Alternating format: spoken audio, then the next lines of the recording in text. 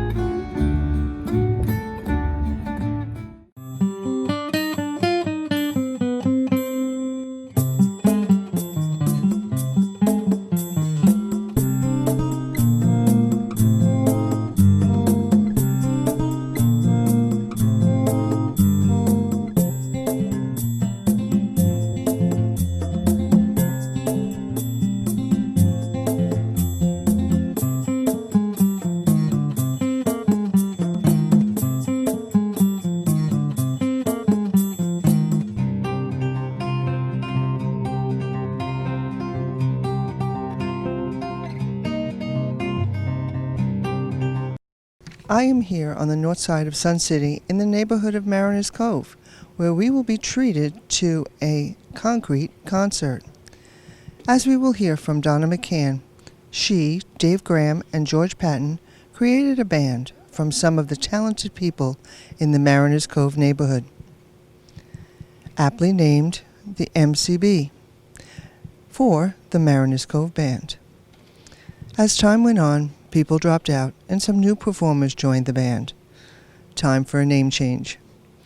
Island Harmony was created. I spoke with Donna before tonight's band performance. Hello. Hey, how you doing, Joe? I'm good. A little warm, but we are here in Mariners Cove giving our driveway concert to try and relieve some of the monotony of this very strange summer we're all living through. Can you tell us what made you all decide to put the band together in the first Sure. place? Well, it was Dave Graham and George Patton and I. We all were in Strummers together, and we knew each other also through being in the neighborhood and through mutual friends. But I just kept trying to bring in more modern songs to Strummers, and we were met with some resistance. So we finally said, you know what, let's get together and try to play some more modern stuff that we all grew up with. Even though the songs from the Strummers are great and they're a lot of fun to do, but it's nice to expand your repertoire a little bit. Donna, can you tell us who is in the band now and what instrument do they play? Sure. We got Dave Graham here on lead guitar and sometimes bass. We got Sue on vocals. Check 1 2 check. Okay. We got George Patton on rhythm guitar and lead. I'm on rhythm and vocals, and we have our bass player. Check. Come on in, Sue. We have Sue Staton as our newest member, who's our bass player. What type of music does the band play? We're very eclectic. We play pretty much the gamut. We run from pop and country and blues and R&B and Broadway and pretty much anything people want to hear, anything that we like. It's really up to every member to bring in stuff that they like, and then we see if it works for the band. And what is your favorite music to play and sing? I lean toward country, mostly the stuff that has a lead female vocalist. Mary Chapin Carpenter stuff, Alison Krauss, Bonnie Raitt, Linda Ronstadt, that kind of stuff. Dave kind of leans to classic oldies a lot. I think George leans toward R&B more. Sue likes more modern stuff. She's always trying to bring us into the 2000s here. So Sue Staton likes classical. So it's very wide, our repertoire.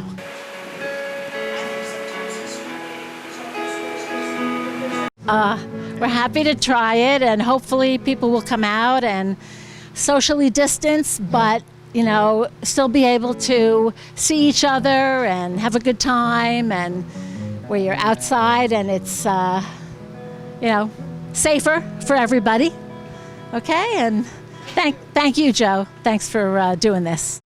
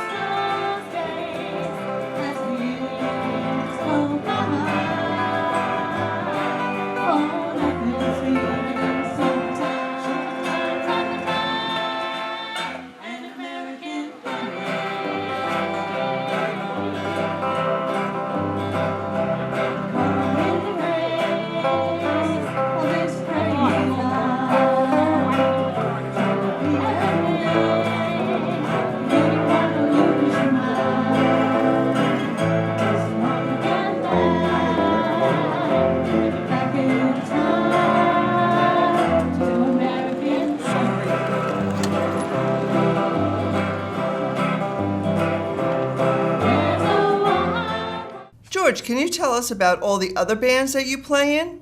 Yeah, well, I play with two other bands. I play with a band called Remember When and Easy Hours. Remember When I play guitar in, and Easy Hours I play the drums. So anyway.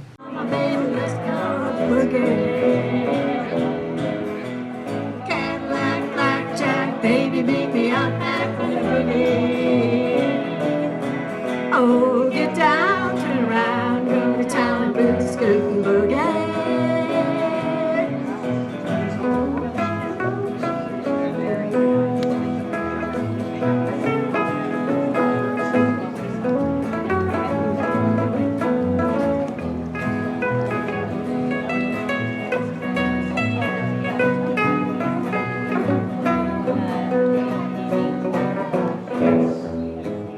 What type of music do you play in those bands?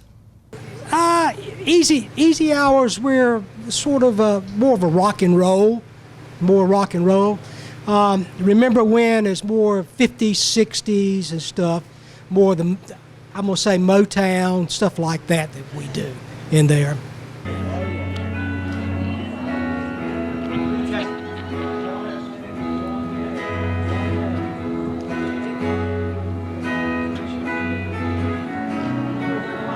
When we were strangers,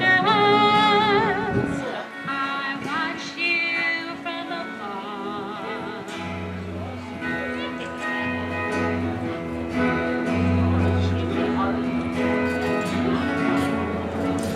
When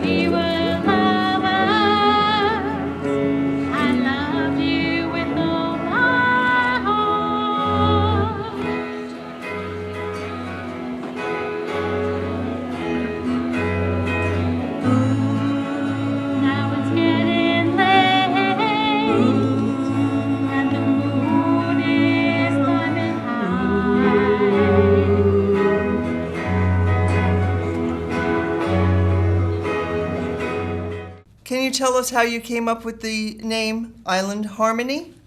How we came with Island Harmony, Donna came up with it. Donna came up with a couple names, and we voted on it. And one of the reasons we like the harmony, because of the harmonization with the girls in here. So that's kind of how we came up with Island Harmony.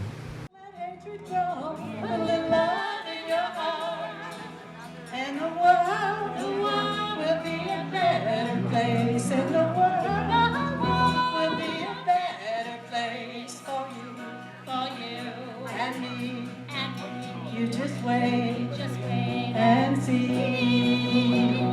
Take a good look around, and if you're looking down, put a little love in your heart. I hope when you decide, kindness will be your guide. Put a little love in your heart, and the world will be a better place, and the world will be a better place for you and me. You just wait and see. Put a love in your heart, each and every day. Put a little love in your heart. There's no other way. Put a little love in your heart. It's up to you. Put a little love in your heart. It's been a beautiful evening out here in Mariners Cove. Thank you, Donna, for giving us an inside look at Island Harmony. We hope you enjoyed this little concert. For SCTV and in our neighborhood program, I'm JoJo Hines. This story was originally filmed in October of 2019, but it is definitely timeless. It is a golf court nature tour given by Freddie Hoffman, who is very knowledgeable with nature. Let's listen in. Excited to be with Freddie Hoffman. Freddie, you've been doing these tours for how long now? We've been doing them for a little over a year and a half. And we've had over 900 people do the tours to date. I don't think we've had a tour that wasn't sold out. They're free, but, filled. And there's a new system that's starting. And so people are going to be able to sign up online. They don't need to go to Lifestyles anymore. They will go online and to the Sun City Golf Club website and go to Nature Tours, and they can sign up right there. And we do 4 tours. We do the front 9 of Hidden Cypress, the back 9 of Hidden Cypress, the front 9 of Okatie, and the back 9 of Okatie. And we've had people that do all 4 that aren't golfers or haven't been out. And I always recommend, if you enjoy them, that you do it twice a year. Because the birds we see in the winter, when we can see the grebes and the hooded mergansers and a plethora of egrets and herons, and you're going to see different things in the spring than the fall. My favorite, of course, is the Hidden Cypress back 9 at sunset, especially in the winter when they're all in the rookery and you get hundreds, if not thousands, of birds at the rookery at sunset is spectacular. Well, all of us, especially non-golfers, thank you so much. This show is in our neighborhoods, and having the special neighborhood groups come out. What a great joy this has been. Thank you so much for all you and your organization's done. When people are at the pro shops, please tell them, the staff, to thank Charlie Kent, because this was his idea. He and Rick Barnes, who head of golf course maintenance, do a remarkable job working with our volunteer committees. And we have over 45 volunteers that do these tours. Some are drivers, some are guides, and we've all gone through training and more training. And we try to specialize it per season, too. So we're learning more about the plants that are around the lagoons, so we can tell you what that yellow plant is blooming in the summer, and things like that. So it's fun, and we really appreciate that. It's a nice way for people to enjoy the golf courses and understand that they're really natural habitats, and we're very fortunate that we're part of Audubon International, and that our courses, some people who aren't golfers and are ecologists think, oh, golf courses are terrible. I'm both an ecologist and a golfer, but our courses really do wonderful maintenance of both, so we can enjoy this place. And without the courses, we wouldn't have many things like our fox squirrels, because the habitat they want is the loblollies. And the loblollies got cut down everywhere but on the golf courses. So many things, because we've got this variety of habitat, we have wonderful nature. Now, as satisfying as this is there any attempt to maybe get on Argent as well for? Yes, once the construction is done and nature returns, we're slowly seeing gators over there. We're slowly seeing more of our wading birds over at Argent. As I said in the tour, the pair of bald eagles seem to have returned to Argent. We hope they stay this time because they disappeared during construction last year. So as nature returns to Argent, and we will definitely expand the tours over there. So I would think it would be a couple more years. For In Our Neighborhoods, another way to enjoy Sun City. Because we're going to go behind houses, and we will point out some of the latest additions and gardens, just so you know. And so you get lots of different things on this course. So originally this area in the 40s was cropland and cotton and indigo. And several of us just went to an indigo dyeing class this week and learned lots more about indigo. On this lagoon, we often see anhinga, of course not this morning. Another one of we have two, and Judy will show you the pictures in a little while. We have two black birds. We have our anhinga. Everybody do this. I make the kids do this. You see them drying themselves, right? Yes. The anhinga don't have the wax oils. And so they have to dry themselves, otherwise they're going to sink, unlike most water birds. And when they're in the water, all you see is this. And they are called snake birds. And these bluebird houses are part of it. Last year, Rick Barnes, the director of golf course maintenance and head of the Audubon project here at Sun City, asked the bird club if they would put bird feeders. So all three courses have bird feeders. So, see when he flies? Oh, look. Oh, what's that? What did you just see? That's correct. And that was a hairy or a downy. I'm not sure. There, he just went in that tree. I'm also listening because right in here, in these woods, are pileated woodpeckers. And Judy will pass around the sheets. So we have 5 kinds of woodpeckers here at Sun City, 4 of whom I have at my feeders all the time. We have our little blues, which are a dark slate gray, and when the light hits them, they're beautiful blue, purple blue. We have our tricolored herons. Doubt if we'll see any. And right now, the reddish egrets have just come back. They're migrating through. What's going on around you, it's amazing. It's amazing. It's beautiful back here. And what was our big treat on this hole? That bald eagle. I've never seen a flying bald eagle. Right? The bald eagle. We have in Bull Hill, we have a nest, which actually got struck by lightning a couple of years back, but they've rebuilt it. The eagles came back, and it's right on Concession Oak if you want to take a look. It's probably behind House 75. Okay. So if you ever want to look at it. All right, we'll have to check that out in our neighborhoods. Thank you, Elaine. You're welcome. My pleasure. So the other thing about the lagoons, and I'm going to pass this book around, is the Hunting and Fishing Club help maintain some of these lagoons. Some of them are what we call sustainable lagoons, and they maintain them for the fish. Now, this lagoon usually has 2 gators, and the one on 18 at Hidden Cypress has 6 gators.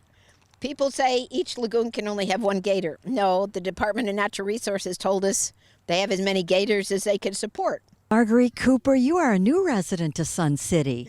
How are you enjoying this backyard view? This is beautiful. It's very nice, and we've seen bald eagles and great blue herrings and fox squirrels, and it's very informative. It is. It's just such a, if I'm not a golfer, are you a golfer? No. So this is also a golf course tour, which is really nice too. Well, I hope you get some great pictures. Thank Do you. too. Thank you very much. There's a bald eagle. There's 2 bald eagles. I wonder if the osprey is chasing them because we've got 3 birds. Everybody see them? And what's coming up? It's the osprey. He's trying to keep them away from his nest, I think. We haven't talked about the vultures, another kind of raptor, while we watch these egrets, while we watch the bald eagles and the osprey. We'll talk about the vultures. We have two kinds of vultures here at Sun City. We have our turkey vultures. They're the ones with the bald red head. And we have the black-headed vultures. In the summer, all you could see were the black-headed vultures here. The turkey ones go north.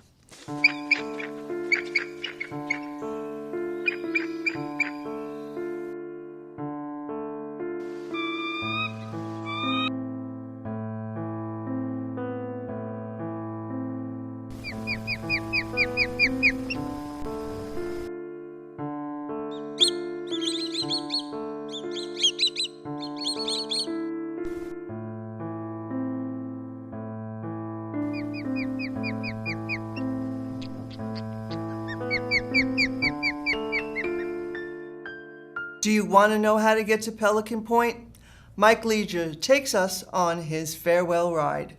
Best to you and Patty, Mike. We will miss you.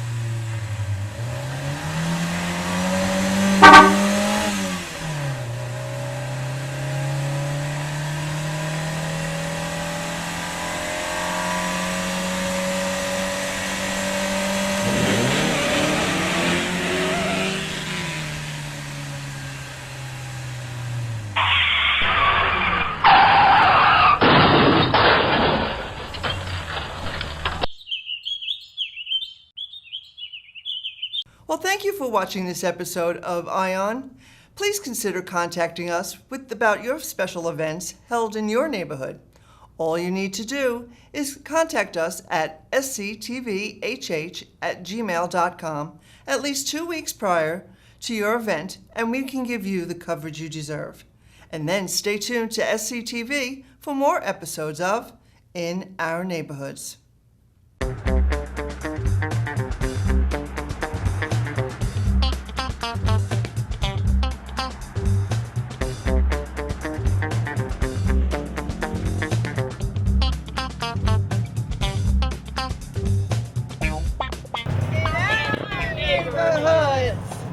We are very fortunate to have a climate that permits us to walk our dogs comfortably year-round.